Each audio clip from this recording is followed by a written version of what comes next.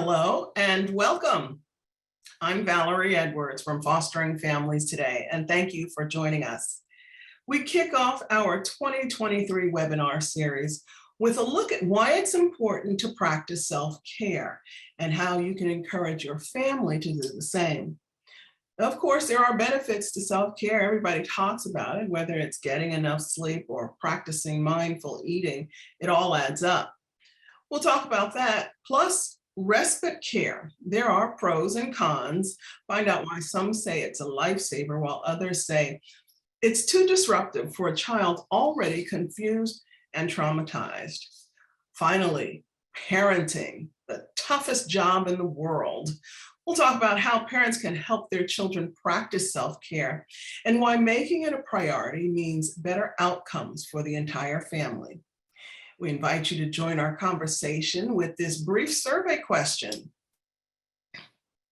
What are some of your favorite daily self-care practices? Next slide.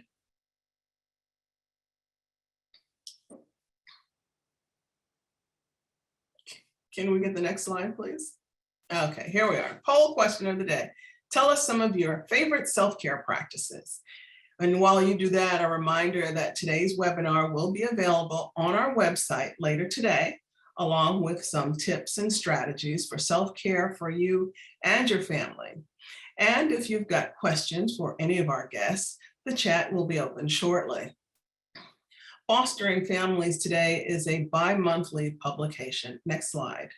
Dedicated to informing, engaging, and educating foster, adoptive, and kinship families. Next slide. You can find us at fosteringfamilietoday.com and on the various social media platforms. And if you haven't done so already, why not take a minute to join one of our Facebook groups?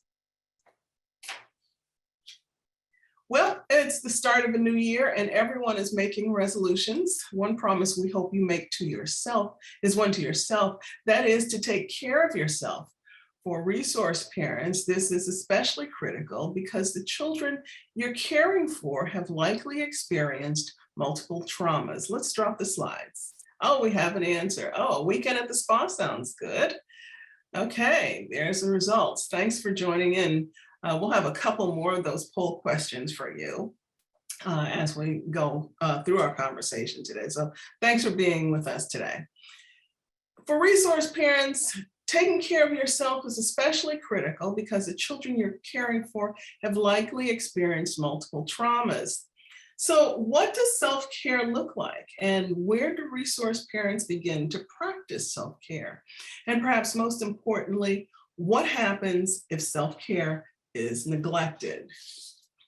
Barb Clark joins us today. She is the Training and Parent Support Specialist for the North American Council on Adoptable Children. In that capacity, Barb provides training on trauma responsive strategies, post-adoption support, and her personal passion, FASD, or fetal alcohol syndrome disorders. She's committed to improving the education and lives of individuals who were prenatally exposed to drugs and alcohol and other forms of trauma. She uses humor and real-life experiences to help professionals and parents challenge the use of traditional strategies and to push them to think outside of the box. Barb earned a BIS in Youth Studies from the University of Minnesota, but says she has learned more through parenting than any degree could ever teach. Welcome, Barb Clark, and thanks for joining us. Thank you. If you have any questions about self-care for Barb, you can go ahead and put those in the chat. Let's start with, I've got a list of questions for you, Barb, because self-care, it's a wonderful buzzword. We all throw it around, but is it a real thing? Can it be defined? Well, defining it is hard because in many ways, I feel like that's almost an individual thing because the way that people need to do self-care is so individualized and based on their own needs and their own passions and likes and dislikes and all of that kind of stuff. But really, when you boil it down, it's really just, I mean, it's a bit of an obvious one. It's about making sure that we take care of ourselves, right? We've all heard the put on the oxygen mask first if you're the parent, right? Because you're no help to your child if you're passed out. And so, it's kind of along that line of we've got to figure out how to take care of ourselves, because we also have to be able to help our kids care for themselves and learn how to do self-care. So if we don't do a good job of modeling that, our kids aren't going to be good at it either. That's a good point. Are there indicators that, we'll talk about kids later, but for resource parents, are there indicators that someone has reached that critical point when self-care becomes necessary? Yes, there are. And again, when I train and speak on self-care, I always talk about you have to kind of figure out for yourself what those indicators are, like for me, for example, one of the things that's a big indicator for me is when I start missing appointments or meetings or not showing up to things because my calendar, I just haven't done a good job keeping up on my calendar and getting stuff in it. That's an indicator to me that I'm overwhelmed because I'm very anal with my calendar. It's like one of these things I feel like that I can control. And so there was a time a year or two ago where all of a sudden it hit me, wait, I just missed a doctor appointment and this work meeting. And as I've stopped and I thought, okay, hold on. You're really overwhelmed, you're stressed, and you haven't been taking care of yourself. And so, so kind of figuring out what those things are for yourself. For many of us, it also can be, physical aches, like I can also tell another thing for me is when I start to get really more consistent chronic lower back pain, when it's really hitting me hard, that's another sign. So it's, sometimes it's physical signs. Sometimes, for some people, it's really obvious stuff like we're feeling really emotional more often and having a hard time, just kind of keeping up. I mean, for some people, it's really obvious. And for some, they have to kind of figure out those more hidden things that are individual to each person. That's a level of self-awareness. How can I tell if my partner needs some self-care, and how do I approach that? Well, and that's a hard one too. So because, there's a lot of times if we're at stages where we need a lot of self-care, that often means that sometimes there's a lot of kind of chaos or challenges going on in our family, right? With some, potentially behavioral stuff or outside things that we just can't control. And so it's really common then that the relationship between two caregivers can get a little bit, where the relationship needs self-care. So not only do we have to worry about our own self-care, and we also have to try to be mindful of being able to figure out if our partner needs to be doing more self-care, but there's also self-care within our relationship that we need to do as well. So again, figuring out, knowing your parenting partner, your spouse, your significant other, and a lot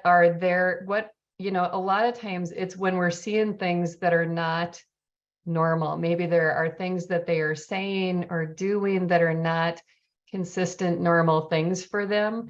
And so, trying to get to know those things. But the biggest thing too is to have that conversation with your partner about, like what are the indicators for both of us when we are starting to get to that point, and having the open conversation instead of having it be a mystery that we have to investigate and be a detective to figure it out.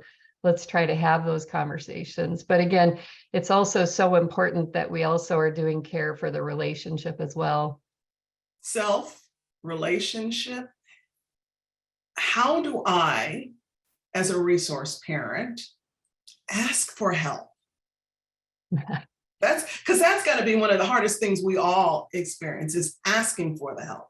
Yes, asking for help is hard. And in our kind of do-it-yourself society and kind of the way that we, how we roll in the US is we like to be independent, right? Yeah. And one of the things I like to talk about a lot is that we need to look more at interdependence. It's not codepending on somebody, but it's the fact that we need to work together. And what's really important and hard for a lot of our resource parents to understand is that when you're parenting, kids that have come from hard places, in particular, you need an even higher level of extra support. And so it doesn't mean that you're a failure. It doesn't mean that you're not doing things right. It doesn't mean you're not a good person or competent to ask for help. But one of the challenges that I find with a lot of parents, why they don't ask for help when they should be, is because when they've asked for help the last 2 or 3 or 5 or 10 times, they haven't gotten the help. So that's where our systems we need to have some improvement within our systems, so that when the parents are crying for help, that there are resources in place that they can give those families, so that, so that they're apt to, that they're more likely than to ask for help the next time. That's a good point. That's a very good point. Okay, I've asked for help. I know I need help. What about the guilt of accepting help? That's a big one. And that's what I actually was just meeting with a family a few weeks ago, and they just took in a sibling set of 3, and they were really frustrated because they're very involved in their church in their area, and in particular in some adoption foster care groups, even within their big church. And they've been at church, they've been going to church, they've been having huge behaviors and lots of issues at church. And they were really frustrated that none of their kind of people were asking them how they were doing or if they needed help, like not only just while they're at church, but just even while they're at home. And so what I said to the mother I was speaking to was, how about you send them out either an email or a text or a phone call saying, hey, we're our heads in, we're in over our heads here and could really use some help to get through this season that we're in right now. And she really struggled with that. And I said, so let me ask you this, like, how do you feel when somebody asks you for help? Like when somebody is, if you're going to prepare a meal for somebody, or if they're asking you to help maybe take a kid to an appointment or whatever it is, how do you feel? And she said, really good. And I said, in a way, it's a blessing to your friends to let them know specifically what it is that you need. And again, so I'm always trying to help our caregivers to kind of switch that paradigm around, to understand that it actually is, not only is it helpful for us when we ask for help and people will help us, but it also is helpful because people in your lives want to help. And so we've got to give them the concrete things that we need them to do, right? Because people will say, hey, let us know if you need anything. And so that's a thing that I personally, about 10 years ago or so, stopped doing that. I don't say to, if I have friends who have just taken in some new kids or have other kind of things going on in their life, I don't say, let me know if there's anything I can do. I say, here's 3 things I could do for you. I could, take 3 of your kids out on Friday night, or I can do this. I come clean your house for 2 hours, or I can bring you a meal, or all 3 of them, or something like that. So because it's people feel too awkward on the other end when somebody just gives you the generic, let me know if I can help. And so I think we just have to get to a point of asking for the help and feeling okay with that. It's a good thing. I say this all the time. Not everybody should do foster care, right? Everybody couldn't handle this, and everybody shouldn't be doing this. There are many of my friends and family who are lovely people, but would not be a good fit as a foster parent, but everybody can support foster families. And so that's a big message that I think we need to get out there, but giving them concrete ideas of how they can help those families. Thanks for emphasizing that. It's okay to ask for help, but be specific about the help you need. 3 things. I like that. I'm going to, excuse me, I'm going to incorporate that, because we can all use help. We're just afraid, embarrassed, guilty about asking for help. Yep. Well, as you mentioned, not everybody can be a foster parent. Not every support group is a good fit for people. So if I do need help, as a parent, are there things I should look for in a support group that can provide me the care that I need? Yes, so that's, one of my main roles at NACAC where I work is to train parents and caregivers to lead support groups and support networks. And one of the things that I say when I'm connecting with a new family who I'm encouraging to go to a support group is, you might have to try a couple of them out, and you can't just go, you usually shouldn't go just once and then leave and say that wasn't the right group for me, unless it was something really blatant that you weren't aligned with, that was clear. But I usually tell parents you should try to go to a group at least 2, if not 3 times minimum before you decide if it's the right group or the wrong group for you. And so, there's a lot of support groups that are out there are very specific. Some of them are more general, just for a resource parent support group, or, and then in some areas, if we've got a healthy support network going on, we can have a support group that focuses on parenting teenagers, or parenting young adults, or preschoolers, or kids who are in out-of-home placement, or things like that. So sometimes we need to find one that's kind of more specific, but again, not all areas have quite that much going on.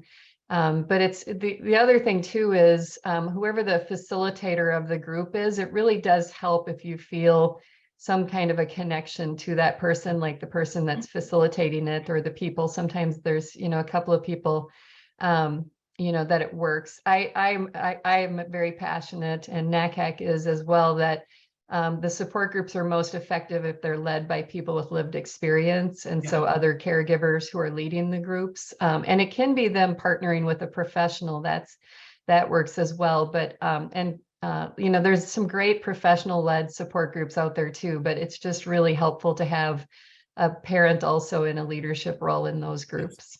Someone who's got their boots on the ground and doing the work. Exactly. Mm-hmm. Or we almost have to wrap up. We have to move on shortly, but there's 2 touchy things I want to talk about. The first is substance abuse disorders in lieu of self-care. There's a danger to that. Mm-hmm. Mm-hmm. Talk to me about that for a minute. Well, that's a hard one, because in our society right now, the whole mommy wine culture is very big. There's a lot of memes out there and a lot of things that are, definitely promoting the use of alcohol as a stress reliever. And to a certain extent, it can help in that, but it can lead to things that are not healthy too, if we're doing it too often. And so it's something that I usually caution people on. We've got to be careful not to have that be the main thing that we are using as self-care, because it can start to become an unhealthy thing then. And so people just need to understand their own genetic factors and outside all the factors that play into that, and whether it could end up becoming an unhealthy thing. But, if it's used in moderation and not too frequently and that kind of stuff, that can be okay. But it's not something that we definitely want to be our main thing that we're using for self-care. Well, I'm glad you mentioned memes, because the next question, tough one, social media. Mm-hmm. When you look at social media, mm-hmm. Some parents make parenting look easy. And I said it earlier, parenting is the toughest job in the world and the one we are least prepared for. Yes. Doctors call it a compare and despair thing. You're comparing your lives to others, and you're despairing because you don't measure up. Yep. What advice do you have for parents? Well, that's something too that I will say to families sometimes, if I can see that they're at kind of a breaking point or not doing well. One of the suggestions that I often have is get off of all social media for a minimum of 1, if not 2 or more weeks. Take a break from it. I think we should be doing that in whether we're stressed out or not. I think it's healthy to take breaks from it. I know not everybody is on social media, but the comparison can be really hard. And I know a lot of our families really struggle at graduation and prom time, when everybody's posting all the pictures of their kids, and the holiday season, when the holiday cards with the pictures and the letters come out about all of the accomplishments. And And, if they're in a season of chaos, that's hard to see. And so one of the things I always suggest then is that, that's when you really need to get connected with other resource parents and get to the support groups. And the other thing too, with your prior question about support groups, one of the really most important things, and when I train on support groups, we've got to have humor infused throughout the groups. And so it's not laughing at our kids or about our kids, but there are things that we can laugh at. And so that's another thing that I usually recommend people find a group that fits them. And, there are some where there's an element of fun and humor in it, and that's a really important thing.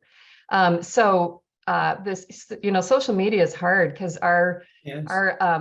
oxytocin, the love hormone, increases by about 10 or 15% when we're on social media, and cortisol, the stress hormone, decreases by 10 to 15% Oh, when on it. really? So that's why people will get into that. But I almost wonder if that research is just in general with the regular population of the world. And I almost wonder what it would be like for resource parents if we did that same research, because I feel like for us, it might be almost flipped the other way, because a lot of us also deal with the stress that the social media has issues that's caused for our kids. Mhm. And so really moving away from comparing ourselves to the general population and moving and getting connected with local resource parents and foster and adoptive parents who are in similar situations to you is so important to help you feel some commonality with others. It helps you not feel as like you're a total lunatic like we sometimes can feel. And it's also where you can get better ideas, parenting ideas of how to do things differently than the way that the kind of outside world does, because that's something we really need to work on. Let's wind up with some tips and strategies for our listeners about practicing self-care, if you will. Yeah, so the biggest thing is to really sit down and do some kind of inner self of, meditating and awareness to figure out what are the indicators for you of when you are in high need of self-care and when you've kind of started to let it go. So figuring out what those signs are. And if you have a parenting partner, both of you coming up with them and helping each other to be able to call each other out on, are you feeling really overwhelmed right now? And then the other thing I always recommend is having something to look forward to. I was just speaking with one of my daughters right now about that, who's having some significant mental health struggles. And I said, I think we need to get a little girls' trip planned on the book so that we have something, whether it's 3 months out or 6 months out or however far out it is, something to look forward to can really help.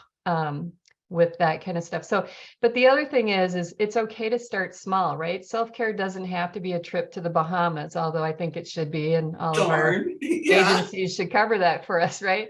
But that's not going to happen. That's not realistic. So self-care can just be 5 minutes a day where you Good. go into your front yard and try to get 5 minutes alone, or take a 5-minute walk. Even sometimes we have to start small and get bigger. So those are a few of the pieces of advice that I usually share. Thank you. Thank you. Barb Clark from the North American Council on Adoptable Children. Barb, real quick before we go, what's ahead for your team this year? You've got something coming up. Tell me. We do. We have a brand new slide. executive director who just started in January, and we have lots of exciting things coming up. But I did want everybody to know we have a really phenomenal adoption, foster, and kinship care conference that we have every year. And it's going to be back in person for the first time since the pandemic, July 18th through the 21st in Kansas City, Missouri. And we invite professionals and caregivers to come to it. And it is just a wonderful time to be with like-minded people and to learn some really new, innovative things. So we hope y'all can join us. Thanks, Barb. Hope you stick around for the rest of the conversation. We've got some good stuff coming up. I will. Thanks. Okay, good. Good to have you. Well, from parents practicing self-care to helping your kids do the same, our next guest joins us with advice and why helping your children practice self-care can mean better outcomes for the family. But first of all, as always, we want to hear from you and tell us, what method do you use to encourage your children to practice self-care? Let's go with our poll question number 2 of the day.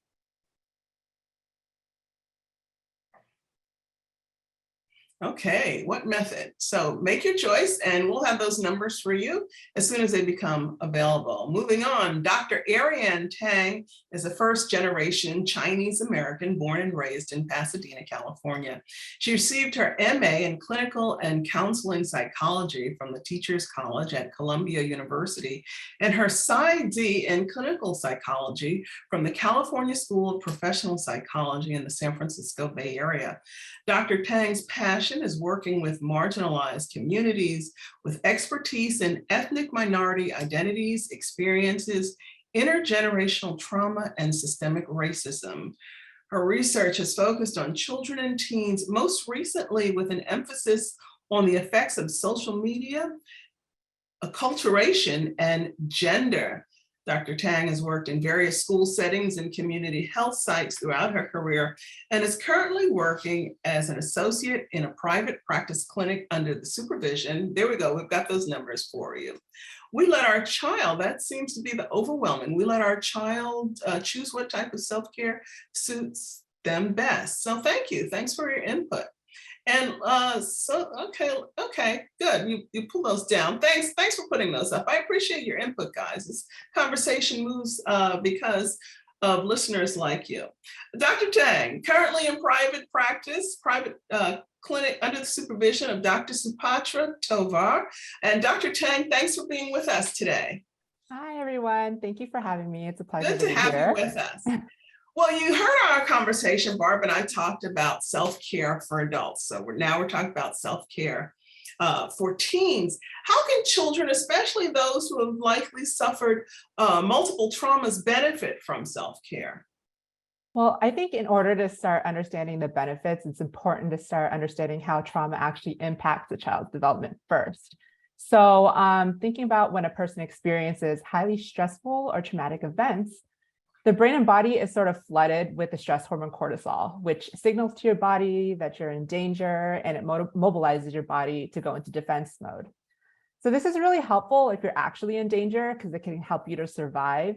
However, with things like trauma, especially repeated trauma, you experience a lot of continuous flow of high cortisol that can end up having long-term effects on your physical and mental health, especially for children. Well, since their brains and bodies are still developing, prolonged cortisol can hinder how the brain grows, how it can alter how their brain chemistry is, and subsequently also impact how they experience the world around them. So children with developmental trauma can often be left in a state of hyperarousal, hypervigilance, and agitation because the fear center of the brain, which is called the amygdala, is constantly overactivated while the thinking and regulating centers of the brain are underactivated. So that's the prefrontal cortex and the anterior cingulate cortex. That can leave them really susceptible to being emotionally dysregulated on a regular basis. So these Tell me what that looks like in a kid. Tell me what that looks like. Absolutely. So when they're really dysregulated, it can be high anxiety. It can then be them shutting down. It can also just be them crying and tantruming a lot. Maybe they're also really sensitive to a lot of triggers. So recognizing that they're just constantly on edge, I would say. Okay. Yes. They're constantly on edge. Yes. But sometimes they can also be just completely shut down. So it really just depends on the kid themselves. On edge or shut down. Are those indicators that parents should be looking for that self-care? Yes, absolutely. It can be different depending on the age of the kid. So if you're talking about adolescents in particular, you would notice more mood changes in them. So if you don't really have a baseline, look for things like depressed mood. Are they isolating themselves? Are they really irritable? Are they not enjoying things that they used to enjoy? Do they have difficulty focusing? Or are they just like crying or stressing out a lot about little and big things? And also some not so obvious signs, you would have to look for things like sleep problems. Are they sleeping too much? Are they sleeping too little? Things like potential eating disorders. So are they eating a lot of junk and are they gaining a lot of weight in a short period of time? Or maybe they're not eating enough and they're losing a lot of weight. Sometimes you can also notice some physical symptoms like headaches, stomach aches, And if they're engaging in really risky behavior. So are they fighting a lot? Are they, missing curfew? Are they drinking, smoking? Are they self-harming, especially? And are they just engaging in risky sex behaviors, which is very common too? Hold on, Dr. Tang. Sorry. This is overwhelming for me. Okay. This is overwhelming for me. I can't imagine how parents are doing it. Yeah, it's a lot to handle. This is overwhelming when you're going on and on. I'm like, and I'm thinking to myself, I know at some point this list is going to stop. I know but it's going on and on. Can resource parents model methods of self-care for kids? Oh, absolutely. I think it's actually mostly beneficial if they do, because kids often learn by seeing how their caregivers and, the people around them sort of behave and act in the world around them. So I think it's more important for them to model these things. And actually, it's really, really good if they're able to sort of invite their kid into doing the self-care practices with them. So, just being like, oh, hey, like if you want to come do some breathing with me, or if you want to just engage in some play activities with them, anything to really increase that bond, that can be a self-care activity in itself for both resource parents and kids. This is some people aren't going to like this one. Is television a good and social media? Barbara and I talked about social media. Are those good methods of self-care for kids who need soothing? Honestly, it can be. So Okay. I think the important thing to focus on here is the amount of time using screen time and social media, as well as the content that they're actually being exposed to.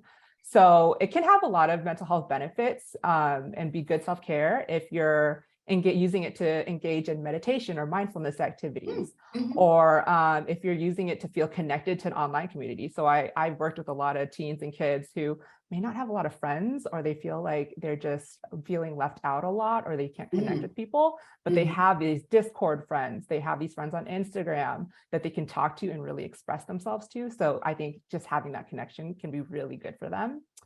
But then there's also the other end of things where research has shown that I knew you were going to have. I'm sorry. Yes, it's true. And I'm sure it's not a very, big secret in this situation, but it can be detrimental to both kids and adults' health, to be honest. If you're using social media to just numb out and avoid feelings, that's not going to be really helpful for you over time. It's not going to help you, become more mindful or regulate yourself in a healthier way. If you're constantly doom scrolling, so are you on things looking at a lot of tragic news all the time, that can make you feel really overwhelmed. Or if you're just exposed to a lot of negative commentary. So if you ever look at comments under any random post, you're going to find a lot of people saying a lot of terrible, terrible things for no really good reason. And so those are the things that you kind of want to help them avoid. And also just the social comparison thing. Lots of kids and teens look on, they're like, oh, this person has a perfect life. They have a perfect body. They're so pretty. Those are things that can really affect their self-worth. So those are things that you'd have to look out for. Okay, well, you talked, Dr. Tang, a lot about adolescents and teens. What about trauma and self-care for younger children? Okay. They're not cognizant of the extent of what's going on, but like you're saying, they're crying or they're not settling. How do parents work with a younger child who may not, can't comprehend the notion of self-care? So are you asking more so like what they can do, what kind of activities? What kind of tips and strategies? Sure. Yeah, I would say there's a bunch of stuff you could do. I think one of the hugest things that you could probably do is help them engage in play activities, especially ones that can be very interactive with either you or other kids. Getting them involved in physical activities and just mentioning how this is good for their health overall. So doing things to get their bodies moving, such as playing sports, yoga, walking, dancing, bike riding, anything like that. Helping them or encouraging them to take naps if they need, because sleep hygiene is such an important self-care method. Mhm. Or engaging in any kind of mindfulness or meditative activity. So that doesn't necessarily just mean, sitting there meditating in the traditional way. It could mean going out for a walk and paying attention to the environment around them. It could mean, just listening to music or mindful eating, as you've talked about earlier. Yeah. Getting them involved into the artistic activities. Art has been shown to have so many mental health benefits for any given person, really. So get them into drawing, playing a musical instrument, painting, sculpting, things like that. Getting them involved with any kind of community thing. So getting into sports, recreational classes, community centers, letting them just hang out with friends and family. So just creating those connections and creating these positive experiences for them that aren't just numbing out. Well, if a child is a teen, let's move into adolescents and young adults and teens. If they're resistant to the idea of self-care, Mhm. how do resource parents talk to them and explain to them why self-care is needed? Now, this is definitely an issue with teens, particularly because a lot of the times they might think self-care or the idea of it is kind of uncool, or maybe they might be in a state of such high dysregulation or depression that they just don't want to do anything. Mhm. So I think the first most important thing to do is to really validate their feelings if they're trying to be resistant about it, and also empathizing with them, figuring out, what's going on, what is it that's making them not want to do these things.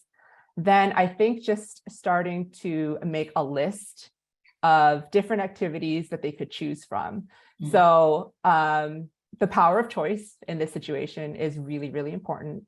If you notice, kids and teens live under house rules, they're told what to do all the time. So giving them choices, both in activities and also maybe time, are going to be really important. So maybe if you ask them to do a self-care activity, they don't want to do it now. Be like, okay, when do you want to do it? You want to do it in an hour? Do you want to do it tomorrow? Give them choices on when they can do it and what they can do, but also just give them a time limit of when they have to do it by. So it's okay to give them choices, but also set limits and parameters for them because they need some sort of structure. Another thing that would be really helpful is making sure you ease them into it. So it's not like, oh, you have to do an hour every single day. Just be like, all right, let's just try this for 5 minutes Mhm. once a week or once every other day, something to make them so that's not so daunting for them. And then one of the most important things that's been really helpful for everybody to do any sort of activity that they don't want to do is pairing it with a rewarding activity afterwards. So Okay. telling them, hey, why don't we do this 20-minute technology-free walk? And after that, we can get you your favorite ice cream, or you can have a little extra screen time, which is usually the most, Options. favorite thing. Yeah, But you yeah, give them options. Yeah. yeah, And options. I like what you said earlier, involving them in the decision-making Yes. process. It's really important, especially for traumatized children who've Mhm. felt a loss of control. So giving them this sort of sense of empowerment and ability to control some part of their life is really, really important. I appreciate that. I appreciate that. I want to ask you.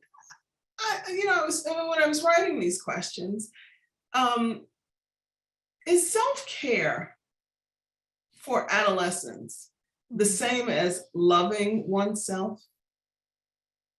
It can be. I think self-care can get you to the point of loving yourself. Mhm. It doesn't have to be completely that, because realistically speaking, a lot of them do not. A lot of them do not have a lot of self-worth. They are always comparing themselves to other people. They can feel really sensitive about, if they feel the slightest bit of rejection.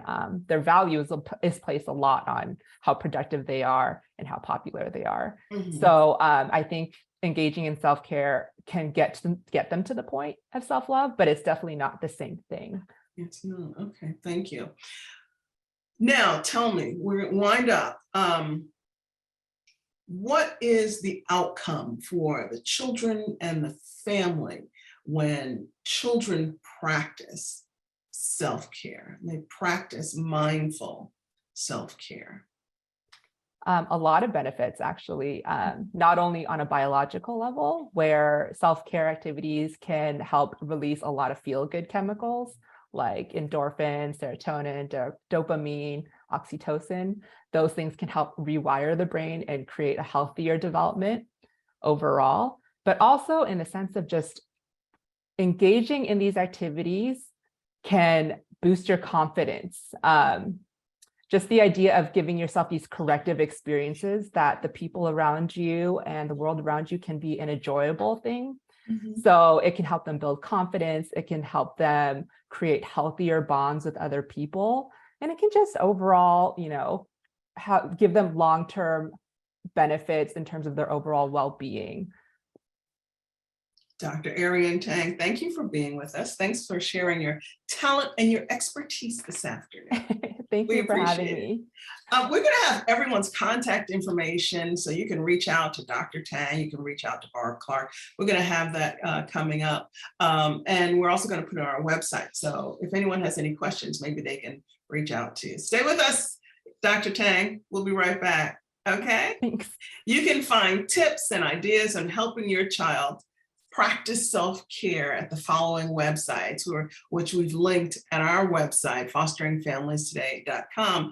And while you're there, why not take a moment to register for one of our upcoming webinars, or take a look at some of our free resources like our book and movie reviews, or our Asked and Answered column, where we pose the question and you share your advice and opinions. That's fosteringfamiliestoday.org.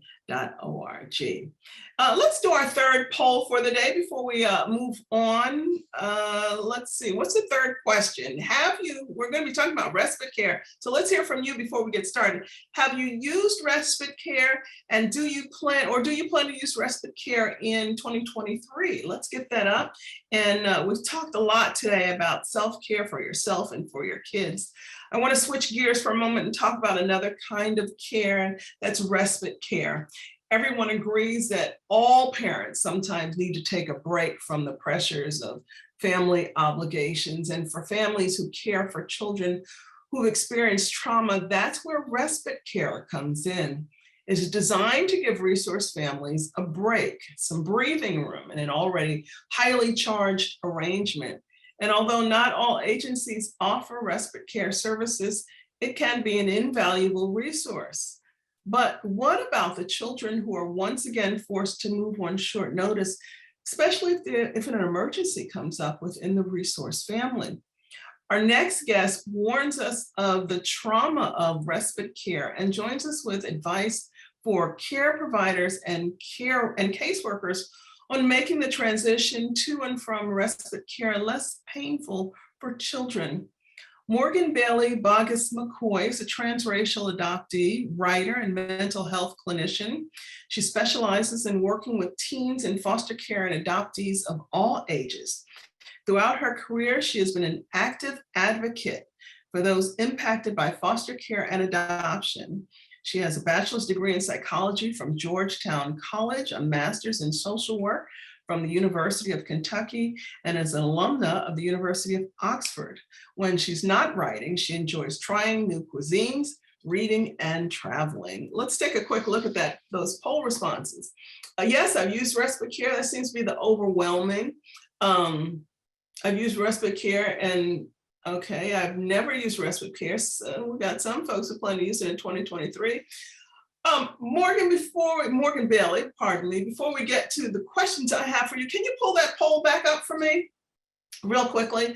The last answer, my agency doesn't offer respite care. 19% of response. Are you surprised by that number? A little, yeah. Mm-hmm. Why? What surprises you? You would think that that would be something, because it's so important for resource families and resource parents to kind of get this break, and I put break in quotes because kind of like the word normal, how do we really define that, and what purpose does it serve? You would think, since we're in such a big movement of self-care and we're creating more awareness behind it, that that would be an integral part of any state or private agency. Well, I gave a definition of what respite care is. I hope I'm accurate. You're the expert. Tell me what I've left out and tell me what respite care is not. Well, I think you gave a really good definition, because at the end of the day, it is a way for resource parents to get a break. It's a way to kind of take a step back, do some self-care, reevaluate, how can I do this better? How can I be more supportive, take better care of myself, my child, etc. But what it's not, I think, is what a lot of people don't think of. And it's, not something to be used on a whim or for impractical. Coming from an adoption background myself, growing up, it was like, oh, well, you hear we're going to go to Disneyland and then we can use respite care. It's fine. But is it? I mean, that's the big question. So I think that there's a lot of misunderstandings about respite care. There's not a clear definition. Then, we are always, I think it's a very common thing to think, oh, foster care, adoption, it's all positive. It's all sunshine and rainbows. But it is positive, and it can be a wonderful thing if it's done correctly. It does contribute to a child's trauma, and I think recognizing that is an important part of defining respite care. Tell our listeners how to make it right. How do we make this parents who need respite care, and it's the kids we're talking about here, how do we make it less traumatic for the kids? So I'll start by saying that every family's version of respite care is going to look different. Every child is unique, so there's not kind of a one size fits all method. So it's important to start with that and know that what works for one family may not work for another. Just because you see it on a blog doesn't mean it's 100% true, but when used the correct way, it can be a great support for resource parents in a time of emergency, or if it's planned out. It's also, I'd like to point out, a good break for the children too, because if they're in, say, a house with a lot of kids and they're not used to that, then maybe going to a respite care where there's not a whole lot of kids could be a way for them to just breathe, alleviating stress. And that should be the focus. You need to approach it with a trauma-informed mindset, which I think a lot of people are doing now, but really taking the time to explain, hey, this is what's going to happen. How do you feel about this? Asking the child's input, whether they are 5 years old or 17 years old, making sure that they have a voice, which is so often taken away from them. They do not have a way to express themselves or to say, hey, I maybe don't like this. I'm not comfortable with this. This is traumatic to me. But the more that we can approach it with transparency, the better.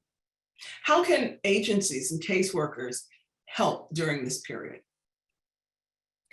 So as a whole, education is key. Most states have training, most private agencies have training. Obviously people have to know how to do their jobs, and you have to be qualified to be a respite care provider or a resource parent. But I think what a lot of these trainings are missing is the human aspect to it. It's really easy to pull from a textbook or to pull from, this study said this, and here's what we do. But when you're on the ground working with kids, with families, then the difference in the textbook and reality. Sometimes they match up, sometimes they don't.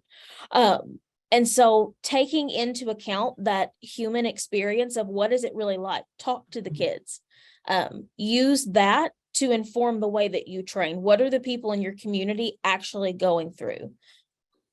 That's very good. You echoed something Dr. Tang said, is giving the kids choices in a very tense situation.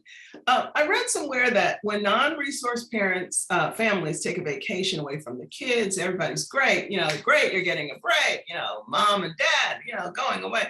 But when resource parents talk about taking a break, they get negative feedback. And I wonder if you think that prevents some parents for asking for help, for fear of negative comments from others. Definitely. I think we have this expectation that people that choose to adopt or foster or do kinship care are like saints in a way. Oh, this is so altruistic that you're doing this, which it is, and it's wonderful, but it also comes with a lot of responsibility.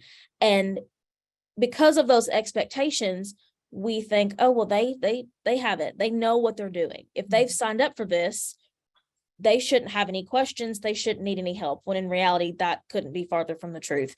It always takes a village to raise a child, no matter what village you're in and what villages are around you. And I think that stigma really contributes to how resource parents view their own experiences, but also the outside opinions that they have to navigate around. Well, it's kind of bouncing back to what Barb Clark was saying, is that you have to ask for help. You can't be guilty about asking for help. Excuse me. Do you talk to teens in your practice who've had experience with respite care, and what are you hearing from them? Yes. So just to lay it out on the table, they're telling me it's traumatic.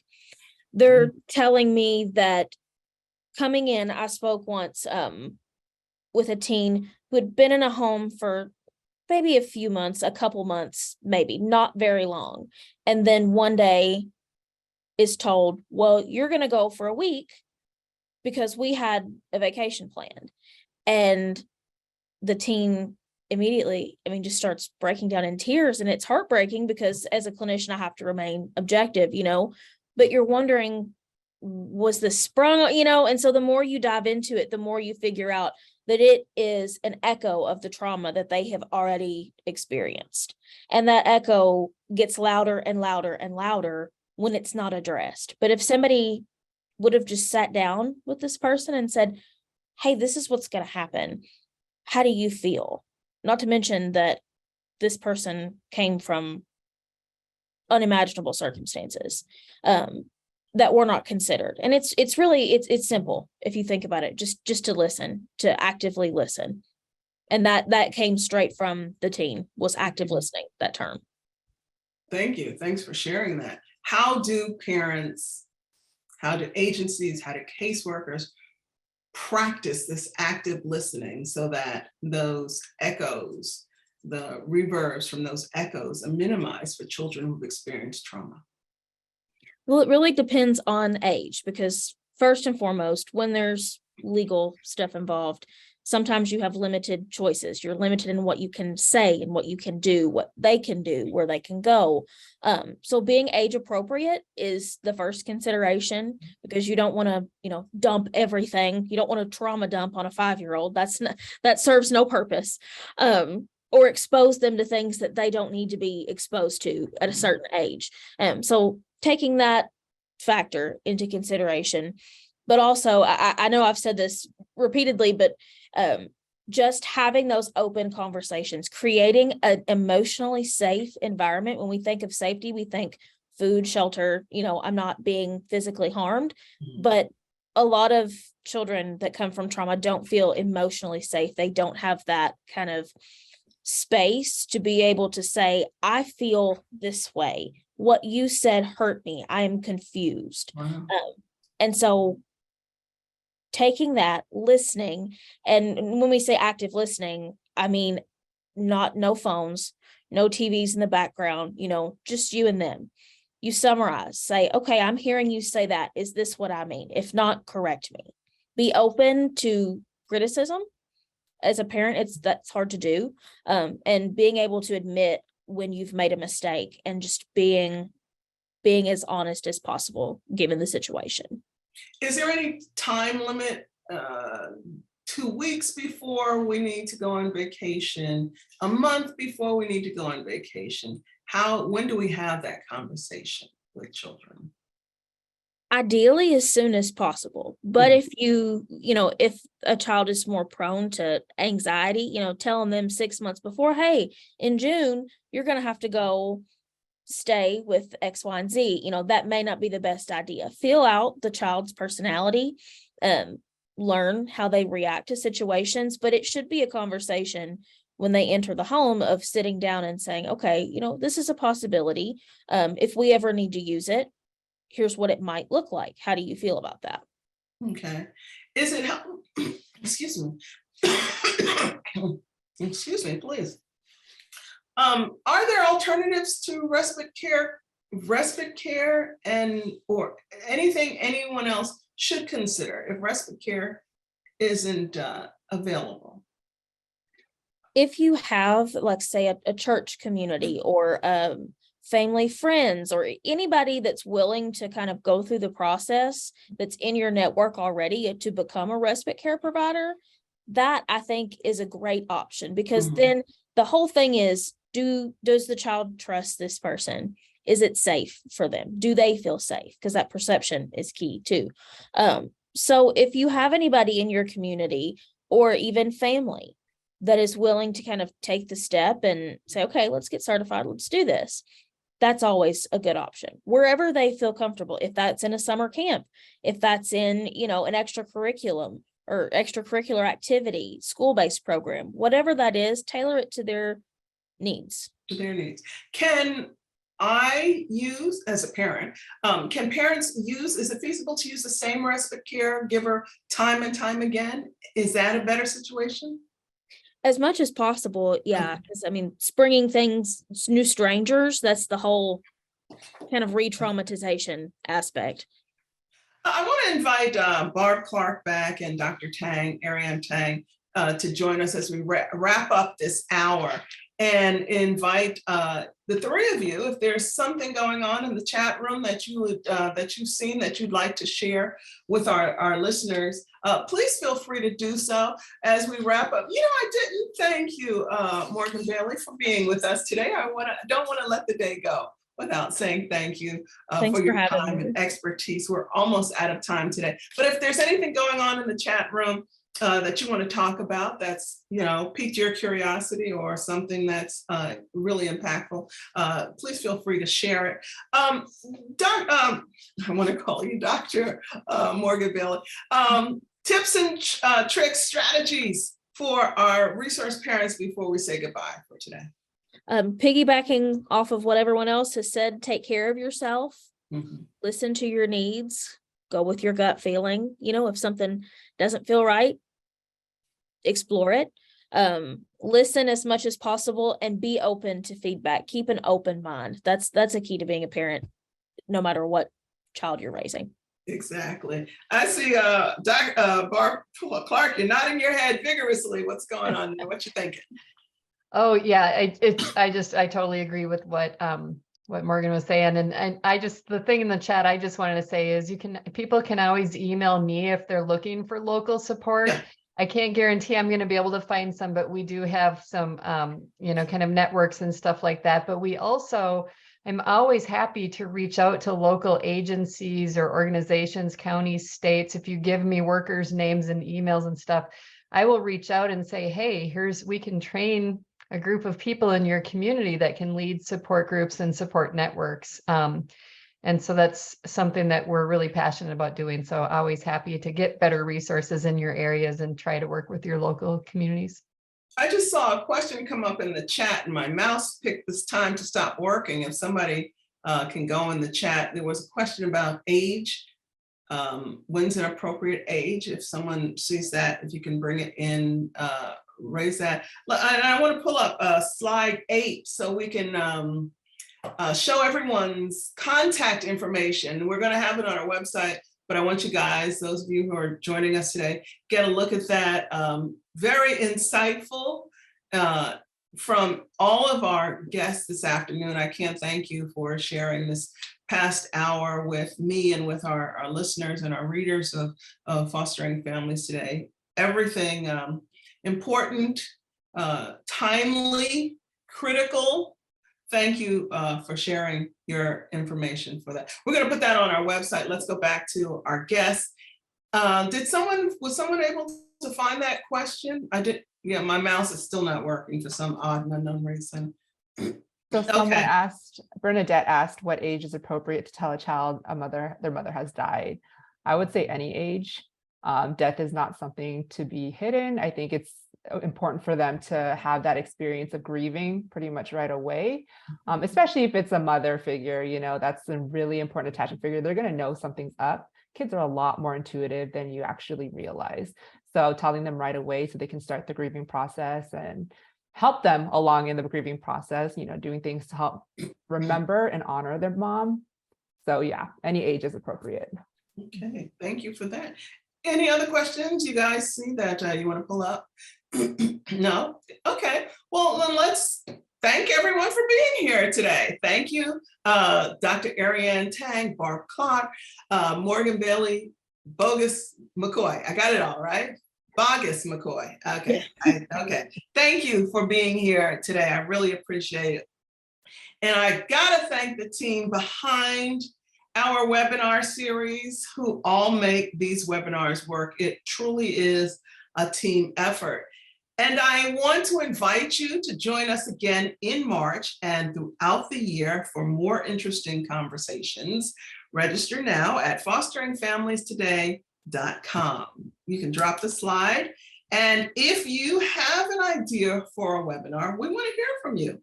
Send us an email, info@fosteringmediaconnections.org. We're also looking for families. Send us your portraits, a family portrait. We love to feature our families in our magazine.